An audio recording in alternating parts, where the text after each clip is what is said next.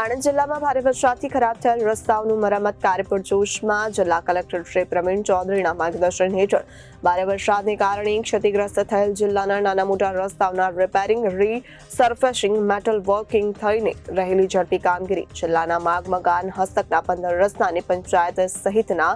27 રસ્તાઓની ઉપર પેચવર્ક સહિતની રિપેરિંગ કામગીરી ઝડપભેર પૂર્ણ કરી રસ્તાઓ વાહનો વ્યવહારપૂર્વક કરાયા છે. આણંદ જિલ્લામાં પડેલ ભારે વરસાદ બાદ આણંદ જિલ્લાના તાલુકા, શહેર અને ગામોને જોડતા માર્ગ મકાન અને માર્ગ મકાન હસ્તકના વિવિધ માર્ગો પર પાણી ભરાવાને કારણે રસ્તાઓને નુકસાન થયું હતું. જિલ્લામાં વરસાદને કારણે નુકસાન પામેલા રસ્તાઓને લીધે નાગરિકોને મુશ્કેલી ભોગવવી ન પડે તે માટે વરસાદ બંધ થતા જ આણંદ જિલ્લામાં નુકસાન પામેલ નાના મોટા રસ્તાઓની રિપેરિંગ, રીસર્ફેસિંગ, મેટલ વર્ક કરવાની કામગીરી છેલ્લા 2 દિવસથી પૂરજોશમાં કરવામાં આવી રહી છે. આણંદ જિલ્લા કલેક્ટર શ્રી પ્રવીણ ચૌધરી જિલ્લામાં વરસાદ બંધ થયા બાદ ઉઘાડ નીકળતા જ તાત્કાલિક ધોરણે માર્ગ મકાન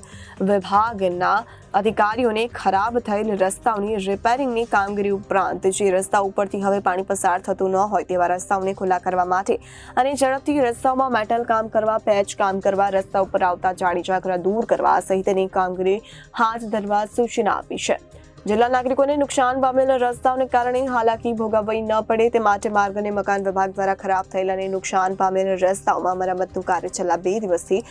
ઝુંબેશ સ્વરૂપે હાથ ધર્યું છે. આ માટે પંચાયત વિભાગના કાર્યપાલક ઇજનેર શ્રી ગઢવી અને તેમની ટીમ દ્વારા જિલ્લાના ગ્રામ્ય વિસ્તારના રસ્તાઓની મરામતની કામગીરી અને માર્ગ મકાન વિભાગ સ્ટેટના કાર્યપાલક ઇજનેર શ્રી રવિ પટેલ અને તેમની ટીમ દ્વારા રાજ્ય હસ્તકના રસ્તાઓની રિપેરિંગની કામગીરી ઝડપભેર કરવામાં આવી રહી છે.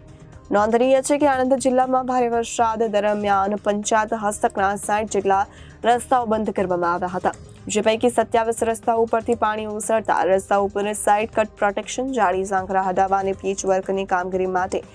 જેસીબી મશીનરીથી કામગીરી હાથ ધરી 27 રસ્તા ચાલુ કરવામાં આવ્યા છે. તેવી જ રીતે ભારે વરસાદને કારણે માર્ગ અને મકાન સ્ટેટના હસ્તકના 19 જેટલા રસ્તા બંધ કર્યા બાદ જે પૈકીના 15 રસ્તાઓના રિપેરિંગ, ખાડા પુરાણ, મેટલ પેચવર્ક સહિતની કામગીરી કરી આ રસ્તાઓને વાહન વ્યવહાર માટે ખુલ્લા મૂકવામાં આવ્યા છે. જ્યારે જિલ્લામાં બાકી રહેલ રસ્તા ઉપર જેમ જેમ પાણી ઓસરી રહ્યું છે તેમ તેમ માર્ગ મકાનની ટીમ અને મશીનરી દ્વારા ખરાબ થયેલ